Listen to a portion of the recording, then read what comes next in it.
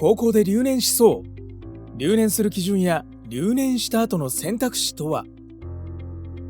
留年とは進級もしくは卒業できないことを言います。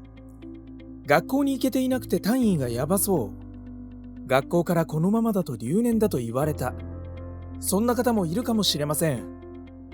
今回は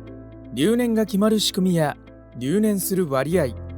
救済措置などについて紹介していきます。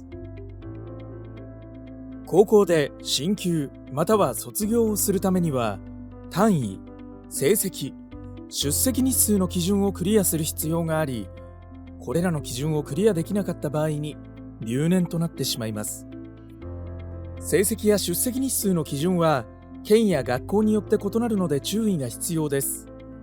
不安であれば学校側にどのような基準を採用しているか一度確認してみましょう。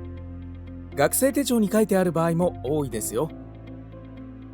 学校や先生の方針によっては補習や追試など救済措置を設けている場合があります。そのため留年が確定しているわけではなく、留年しそうという状態の人は学校側に相談するのも一つの手です。救済措置は全ての学校で対応しているわけではありませんが、留年者を出さないために補習や追試などの救済措置を設けている学校が多いようです。留年をする理由は人それぞれですが、留年しやすい人には生活習慣の乱れ、学校が合わない、計画性がないといった特徴が強い傾向があります。環境によっては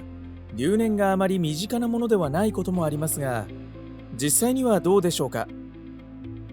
文部科学省の調査によると、令和元年度に全日制高校で留年しているのは5340人。全生徒数のうち約 0.2% の人が留年していることになります。留年する理由が成績の場合、学期末試験が終わった後に留年が決定します。出席日数が理由の場合は、規定の出席日数を下回った時に留年が決定することになります。高校で留年できる回数は各学校の規定によるため、10年のところもあれば6年のところもあり、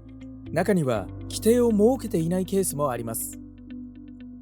留年というと落ちこぼれのようなイメージがあるかもしれませんが、決してそうではありません。全日制高校だけが正解ではない上に、通信制高校や定時制高校などからでも将来を切り開くことはできます。留年という言葉のイメージに踊らされずに、自分の適性や将来像をよく考えた上で将来の選択をしていきましょう。